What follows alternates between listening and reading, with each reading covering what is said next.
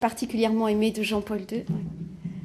Je vais commencer en citant ce qu'il a dit à son sujet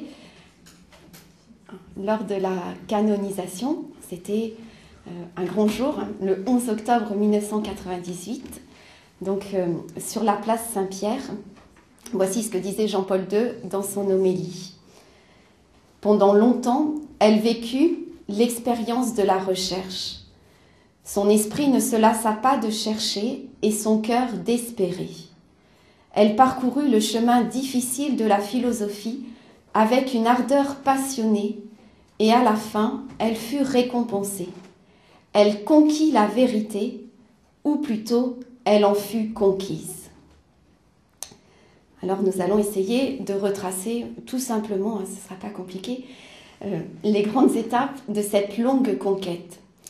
Imaginons tout d'abord une petite fille aux grands yeux noirs qui naît et grandit en Allemagne à la fin du 19e siècle, puisqu'elle est née en 1891, dans une famille juive. Edith est la dernière de 7 enfants et elle n'a pas 3 ans lorsque son papa meurt brusquement. À 5 ans, elle refuse mordicus d'aller au jardin d'enfants. C'est un peu l'équivalent de la maternelle pour les petits Allemands. Et elle demande, comme unique cadeau d'anniversaire pour ses 6 ans, qu'on lui offre enfin la possibilité d'aller à la grande école. Alors, faut-il voir dans cette réaction le signe d'une petite fille particulièrement capricieuse ou vexée de ne pas pouvoir suivre les grands? Eh bien non. Ce qui se dessine déjà chez cet enfant, c'est une soif ardente de connaître, de comprendre. Aussi, elle devient très vite une excellente élève, mais dénuée d'ambition. Elle déteste la distribution des prix, elle n'aime pas être mise en avant, et elle dira avoir compris, toute petite, qu'il était, je cite, « plus important d'être bon que d'être intelligent ». Et ce qui l'a motivée, finalement, c'était de pouvoir donner une nourriture à son esprit bouillonnant. Mais voilà qu'à 14 ans, coup de théâtre, elle demande à arrêter l'école. Pourquoi ? Eh bien parce que l'école ne répond pas aux questions qu'elle se pose sur le sens profond de la vie. Donc elle part aider sa sœur aînée, qui est déjà mariée et mère de famille, pendant 8 mois à Hambourg. Et à la même époque, donc en pleine adolescence, elle cesse de prier et elle déclare qu'elle n'a plus la foi juive qu'elle avait reçue dans sa famille. Il fallait en effet qu'elle découvre Dieu par elle-même. Elle ne pouvait pas accepter de croire par habitude ou par tradition familiale. Alors, comme elle n'a pas réellement rencontré Dieu, elle ne veut pas faire semblant. Mais cependant, elle garde intact l'idéal moral inculqué par sa maman, qui avait une foi juive très solide, et elle ne perdra jamais sa grande droiture. Alors, de retour au lycée, 1 an plus tard, elle passe son bac, puis elle commence des études. Elle va étudier l'histoire, l'allemand, mais surtout la philosophie. Et elle choisit d'aller étudier près du philosophe Husserl. On en a tout petit peu parlé hier. Moi, je ne suis pas du tout une spécialiste de la philosophie, qui est l'auteur d'une nouvelle méthode philosophique qui s'appelle la phénoménologie. Et cette méthode séduit Edith par son objectivité, puisqu'elle consiste à rechercher la vérité de l'être à travers les différentes manifestations de l'être qu'on appelle les phénomènes, et au-delà de toute idée préconçue, de tout a priori. Alors, elle se lance avec passion dans la recherche philosophique. Elle devient l'assistante d'Husserl et elle prépare activement son doctorat en philosophie. Et à travers tout cela, c'est pas le but d'obtenir des diplômes, mais c'est vraiment la recherche de la vérité qui l'anime. Elle dira plus tard « La soif de vérité était mon unique prière ». Au milieu de cette quête ardente, elle connaît des moments très éprouvants, car malgré tous ses efforts, toutes ses études et ses réflexions, Elle réalise qu'il y a des choses qui lui échappent, qu'elle n'arrive pas à comprendre, et elle fait ainsi l'expérience des limites de son intelligence humaine. Force lui est de constater que la seule raison ne peut pas tout expliquer, et que seule une lumière venue d'ailleurs permet d'accéder à la pleine vérité.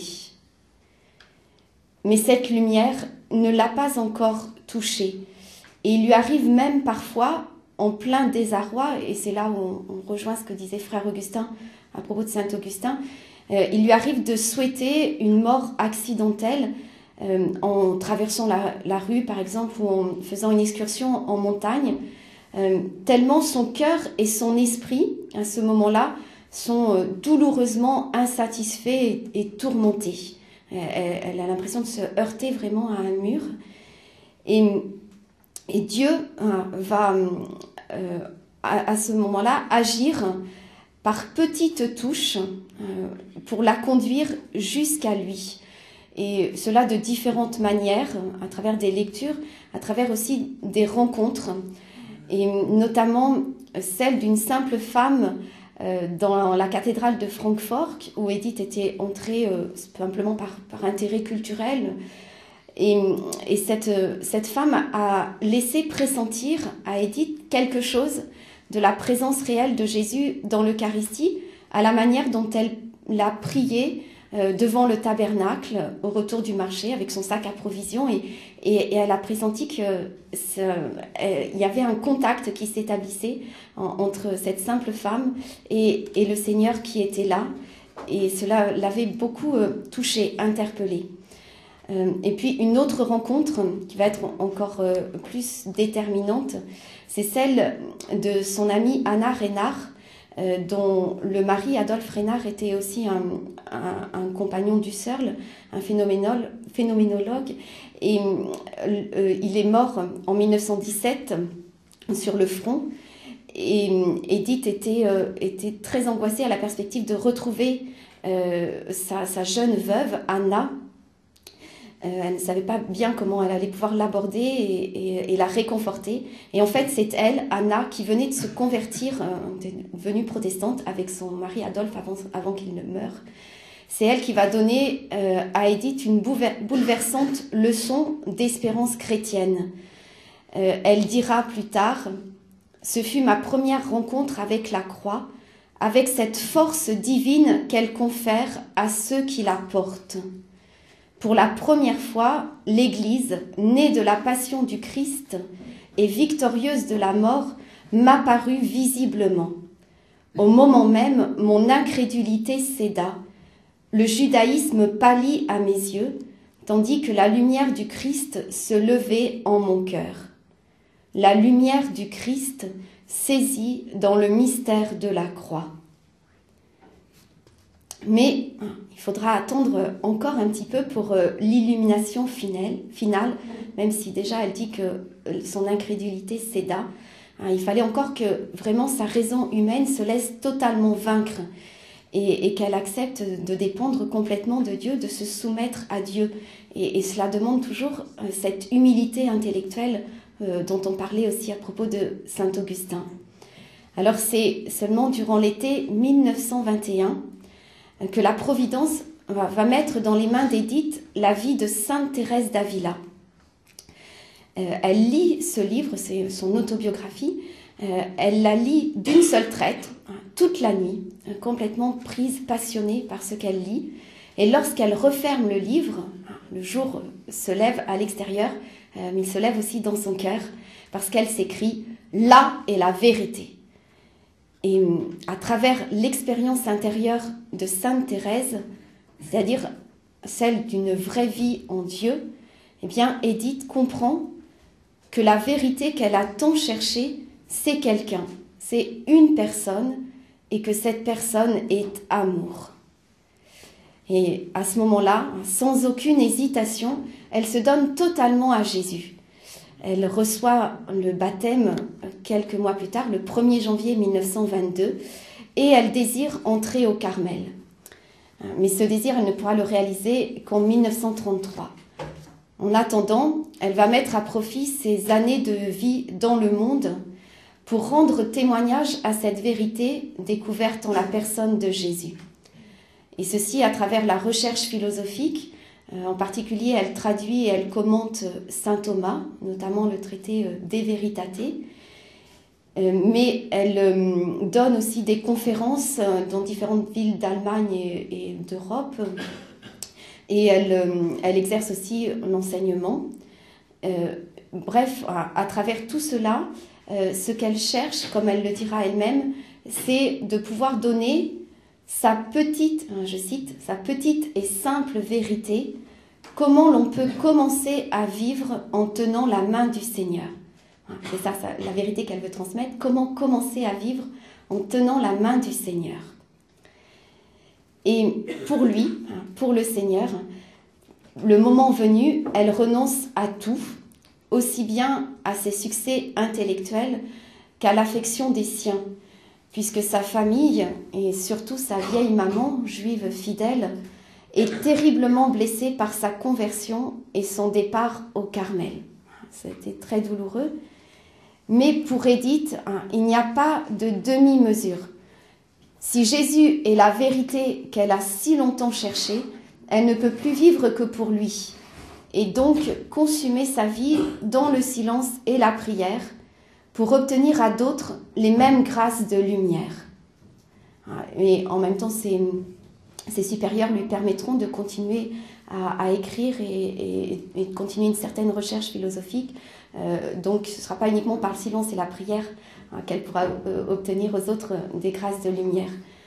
Mais pour elle, c'était quand même l'essentiel. Et elle est rentrée au Carmel pour cela. Et elle pense dans sa prière notamment à son peuple juif d'origine. Et dans l'ardent désir que lui aussi reconnaisse dans le Christ le chemin, la vérité et la vie, elle demandera à sa prieure,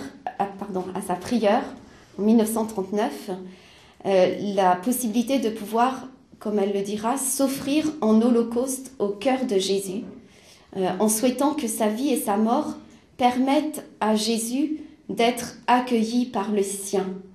Pour reprendre ce que dit saint Jean dans son prologue, chapitre 1, verset 11.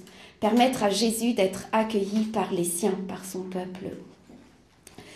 Et nous savons que Dieu a agréé son offrande, puisque le 9 août 1942, celle qui était devenue au Carmel sœur Thérèse Bénédicte de la Croix, je ne l'ai pas dit, donc le 9 août 1942, elle est morte dans le camp d'Auschwitz en partageant la douleur de son peuple humilié, mais, et c'est ça qui compte, en unissant cette douleur à la croix de Jésus, et en sachant que la croix de Jésus est plus forte que les ténèbres de l'erreur, du mensonge et de la haine. Donc, on peut dire en conclusion que toute la vie d'Edith Stein, Sainte Thérèse Bénédicte de la Croix, est une illustration de ce qu'elle écrivit un jour. Celui qui cherche la vérité cherche Dieu, qu'il en soit conscient ou non. C'est pourquoi nous-mêmes maintenant, n'ayons pas peur d'encourager nos contemporains, même s'ils semblent allergiques à la foi, à chercher passionnément la vérité, sans cesse, sans se lasser.